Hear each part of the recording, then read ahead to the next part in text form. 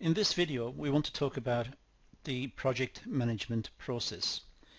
We want to set out the basics of project management and look at some of the key terms and the methodology that may be employed by project managers when setting up and overseeing tasks within business. So let's talk about the project management process in a little more detail and see what's involved. Project management process is a set of crucial phases that are dependent on each other in order to deliver a project.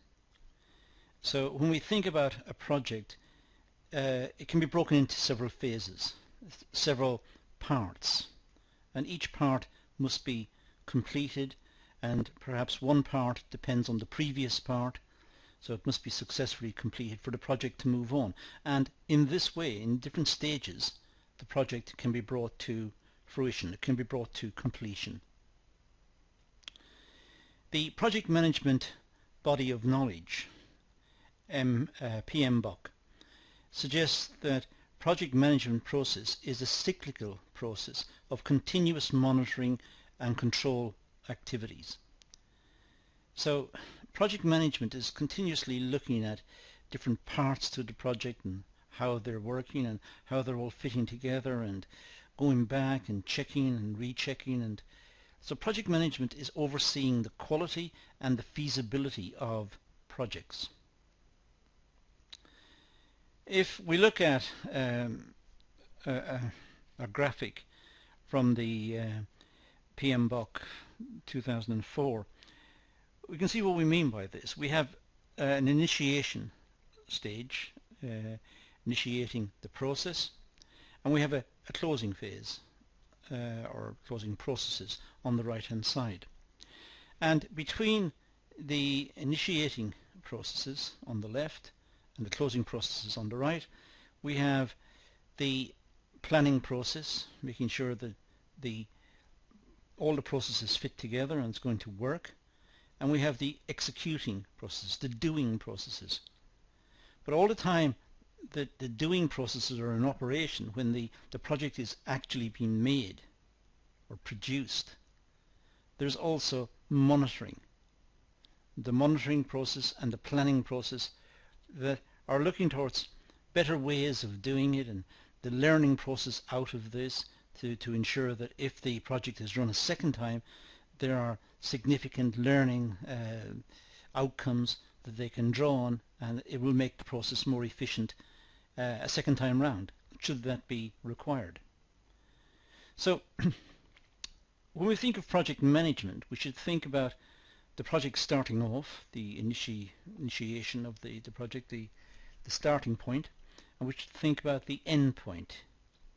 And between the two there is the project itself, and that project is managed from start to finish by the project managers.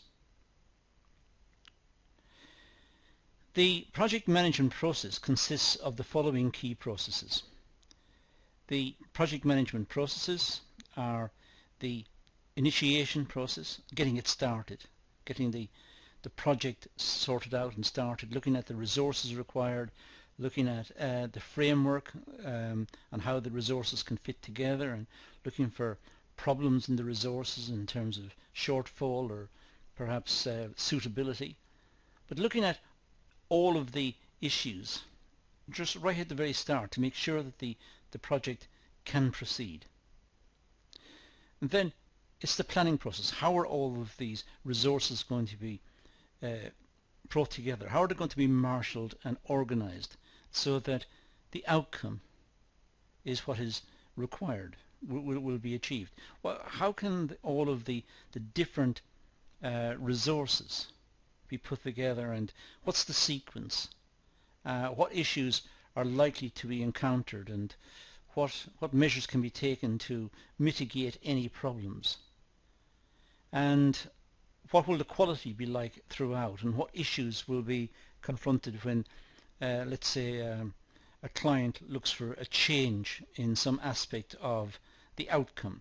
The client wants to modify some parameter or some tolerance how will this have a knock-on effect, and how will the project manager cope with this.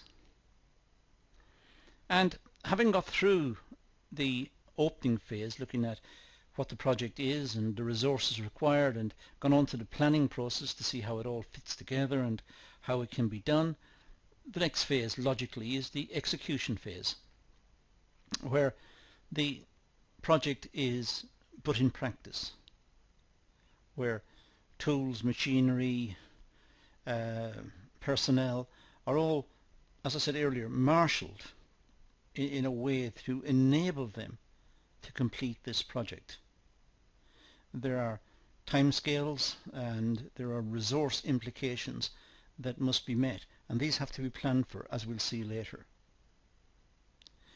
And then finally there's the closing process. Once it's all over, how can it be closed down? How can it be ended? How will the machines be returned to the previous state, and perhaps the employees, the perhaps very skilled employees who are working on the project, how can they then smoothly be returned to other projects? So there's a closing phase that needs to be considered also. And these are the different processes that we can imagine that project managers must encounter and must deal with. Let's look at the initiation phase process. This phase or process. Now here is at the start of the project, and an overview of the project requirements is required here. What is the project? What is it trying to do? What is required to make this project successful? Who is required? What machinery? What personnel? What resources? Trying to look at the full picture of what is required. How does it match the skills and abilities of the personnel? Have the machines got the capability of delivering this project? How does it fit also into the production schedules that the company is running for other projects? Because the company may be running many projects simultaneously. And how does this one slot in? How does it smoothly and seamlessly fit into the production processes within the organization? The nature of the project and scope are identified, and documentation are produced outlining the key project details. So right at the start, the project must be identified in terms of its requirements, as I said earlier, its resources, its personnel, its machinery, everything it requires.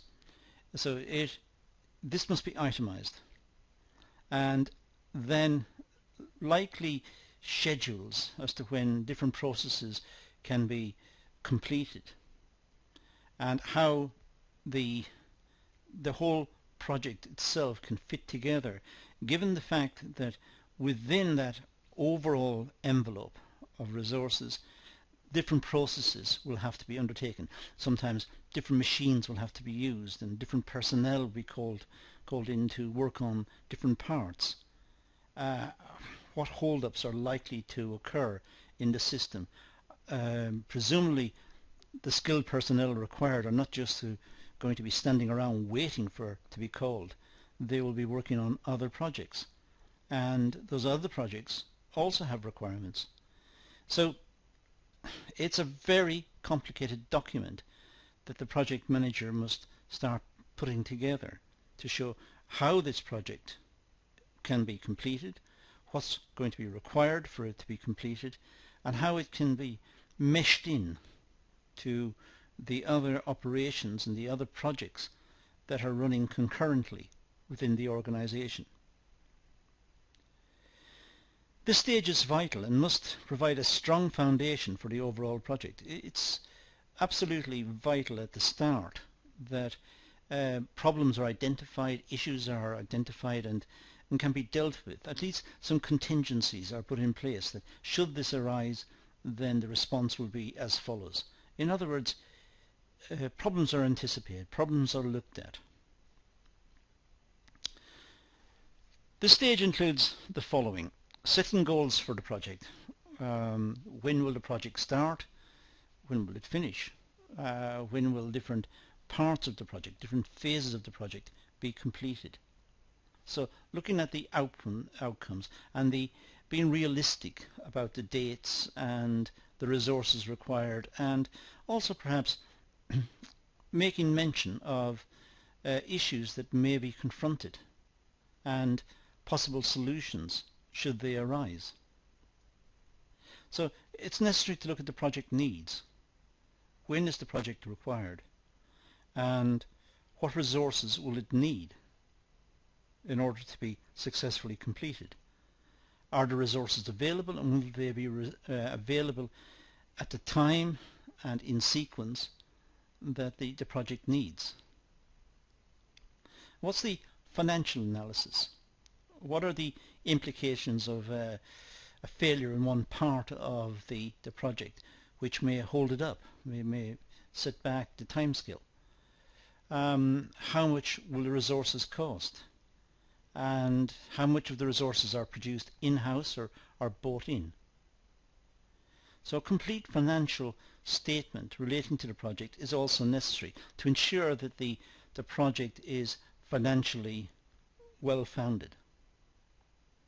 And look at the stakeholders involved, and these will be the client, the organization itself, but also the different departments within the organization who have got strict deadlines on perhaps other work they're completing at the moment. So they will need to slot it in. Distribution may be involved to get the project back to the client.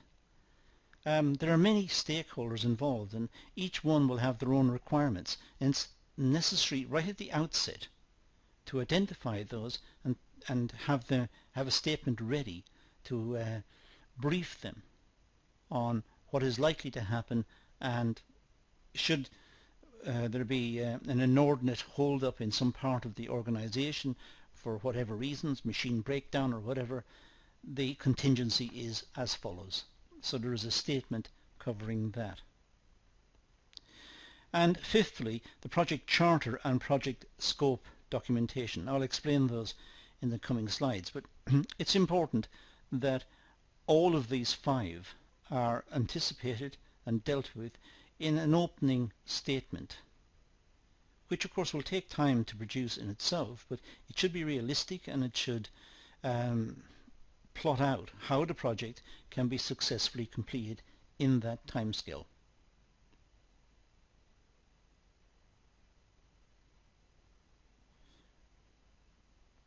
So let's look at the initiation process in a little more detail. So we start with the initial process, starting off the project. And then we move into the project scope. And the project scope will produce a charter. I'll explain what that is in a moment, and produce a scope statement. So in the initial process we have this project scope made up of project charter and project scope statement.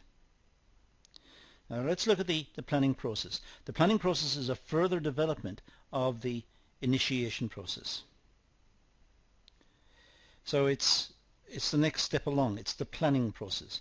Having got through the initiation process, we go to the planning process.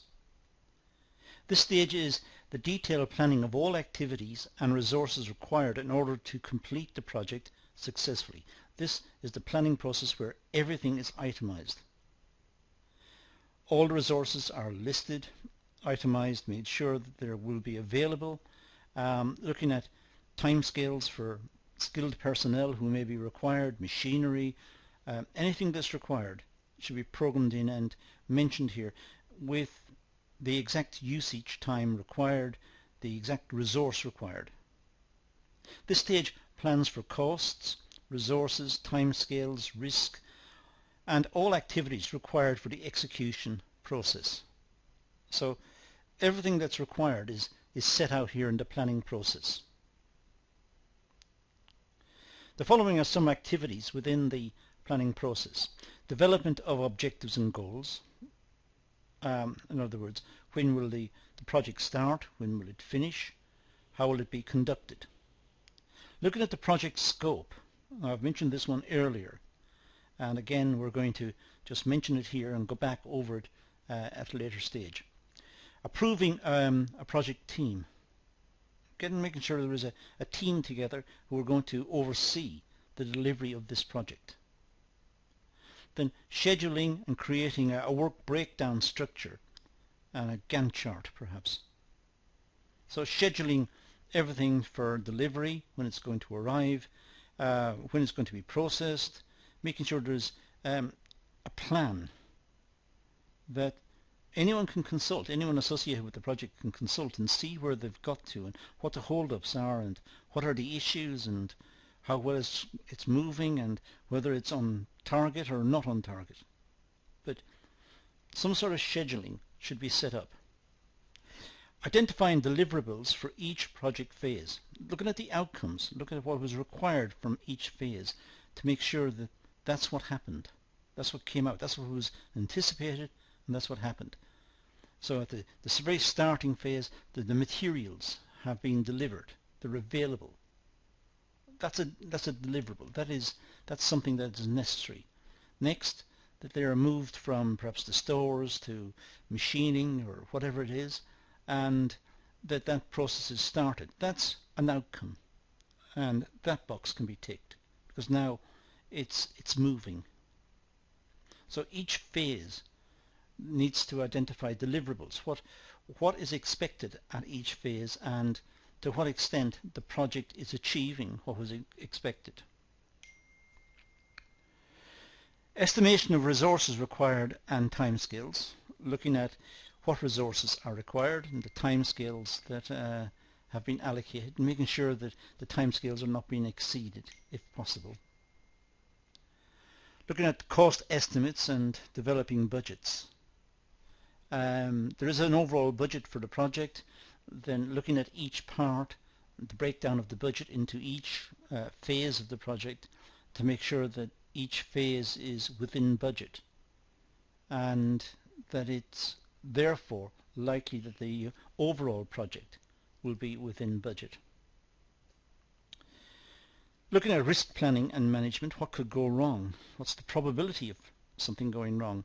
And what will happen if it goes wrong? What's the contingency? How can they fix it and get the project moving again?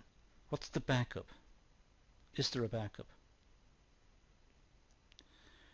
And then we move to the execution process. This process is concerned with delivering the project plan outline in the planning stage. Now this is doing it.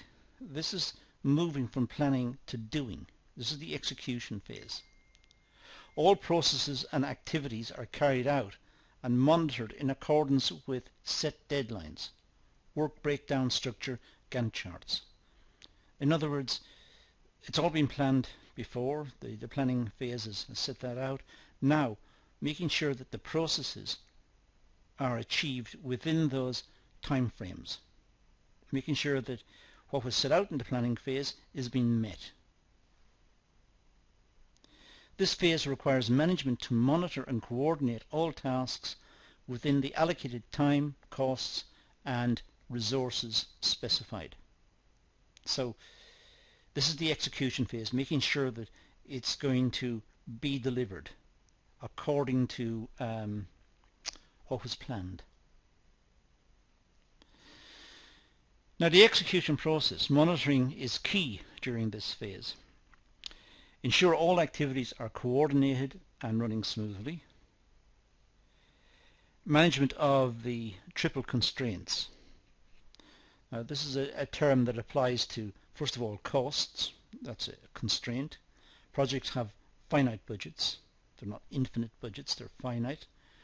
Reducing a project's cost may result in reducing its scope and or its time. So sometimes if the project's costs are cut because the budgets have been tightened or they found that they couldn't work within the existing budget, then the project may not be as was planned. originally planned. It may have to go back to the client for approval and for further negotiations, and some aspects of the project itself may have to be trimmed back because during the execution phase it was found in practice that the costs were not realistic, even though it had passed through the planning phase.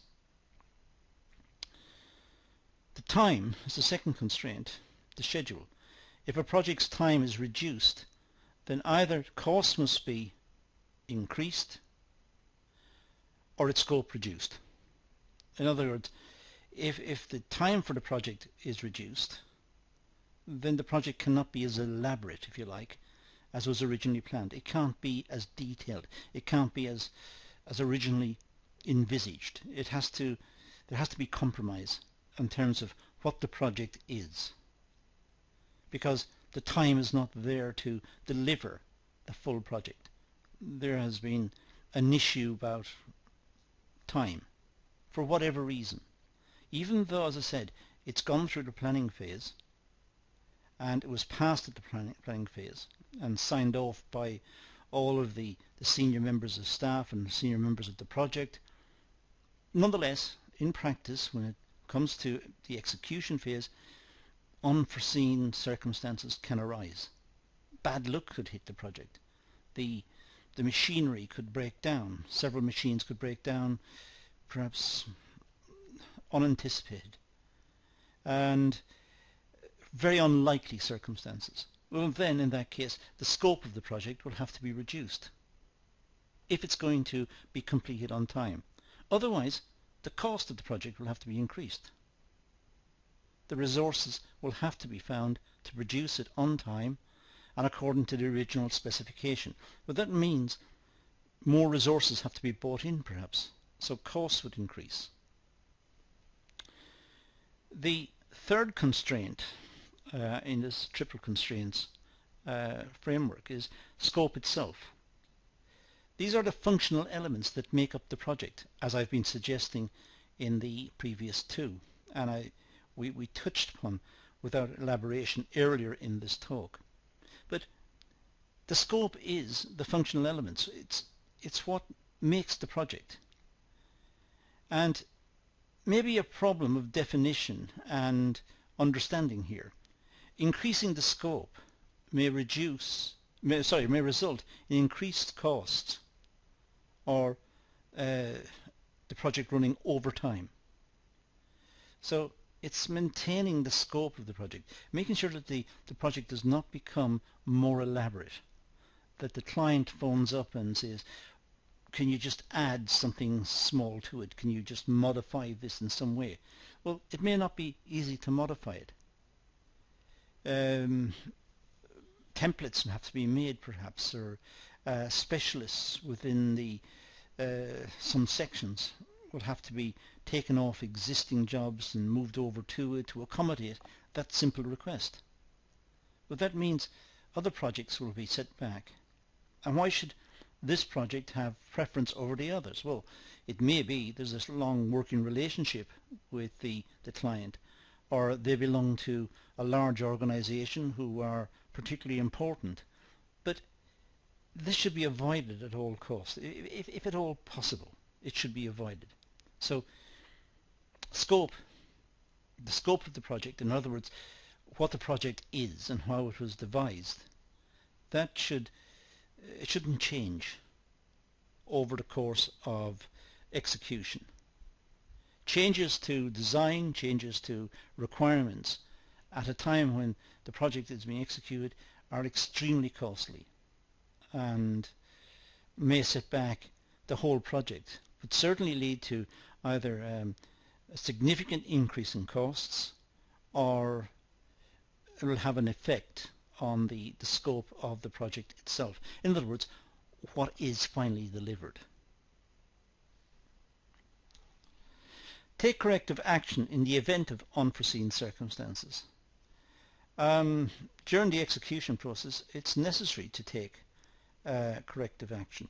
It's necessary to monitor quality, monitor processes, monitor control, make sure that timings are being adhered to, and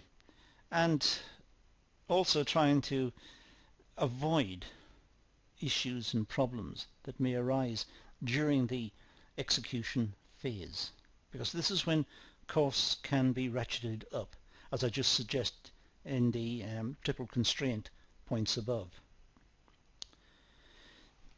Ensure that project is progressing and the team are achieving deliverables. So there are milestones in the project. When the project has started, there may be a time when something has been completed, and that was a necessary component for the next stage to be triggered. Well, that's in a sense a milestone. That's an achievement. That's a deliverable. That's been done. So try to work out the project in a way that it moves along to complete the overall requirements of the project, but it moves along in these steps. And it's a continuous process. Try to deliver it efficiently, because the resources have been set aside for that time scale, and ensure that the resources are fully utilized in that time scale to satisfactorily produce the outcome that's required. Of course, it's necessary to continuously monitor the team performance to make sure that quality and workmanship is being maintained right throughout. So vigilance is necessary, because at any stage, if corners have been cut or if staff were lax in some part of the production process, that may have repercussions further on. In fact, it may jeopardize the project. It may have to come back to that phase and be redone. That's costly.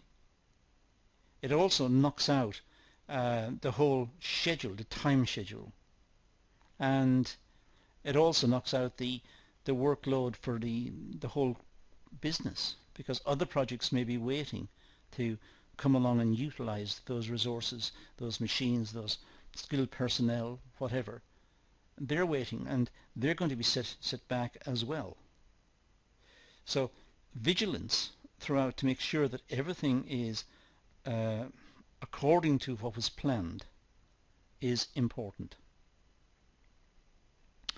The closure process, well, official termination or the closure of the project. This is when the project has now been completed and it has been signed off in terms of the quality and the requirements that were originally agreed. Project closure can be of two reasons, or in two ways. The project success, all deliverables have been met, in which case the project is over. That's how you know the project is over, because everything's been done. Or it could be because the project has failed. Lack of finance, resources, time, skill, machines broke down, whatever it was. So project closure can be for two reasons. Project success, that obviously ends the project, or project failure, that obviously ends the project as well. All documents are prepared and handed over to the client for review. So upon completion, hopefully successful completion, all the documents relating to the project, the times, what was agreed, the specifications that were set out at the start, any modifications to them that have been agreed and signed off, all of those documents can be passed back to the client to show how the project was completed, and it underscores the quality of the project. The closure process, well, the final process includes two main functions. The contract closure, settlement with clients and closure of the contract. When the contract originally was given to the company, there was a contract, a legal agreement between them to work towards the completion of this project within certain parameters as agreed in the contract. Well, that contract is now over. It's been completed because the project is completed. And project termination. Confirm all activities are complete, all deliverables have been achieved, and formal closure of the project has taken place. In other words, it's been signed off. It's been agreed, it's been signed off, and now the resources that were used in the project can be reassigned within the company to other projects. And the client knows that that project is now completed and the contract is ended. So these are some of the issues involved in project management. Clearly it varies from one project to the next to some extent, but these phases are followed. The phases are realistic. There are issues about quality right the way throughout. There are issues about the potential for breakdowns and risks that need to be looked at, and also the clients themselves need to be managed, because they may have unrealistic expectations, and the clients may also request changes to the project when in fact it's in production, and which would be an extremely costly exercise. So having the contract, this legal agreement between them, gives the company some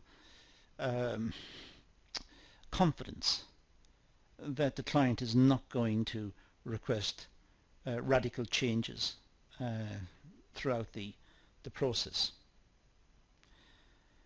But that is an overview of project management process.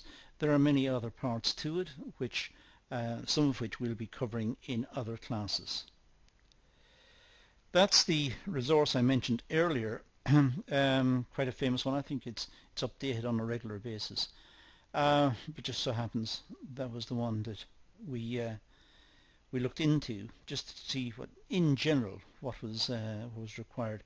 And the material that we took out was very generic, it applies to all projects and it applies over time. It hasn't been amended, nor is it likely to be amended, because there is a logical sequence, and that's how project management operates. Well, that's all we're going to deal with here, so let's leave it at that and say thank you for watching.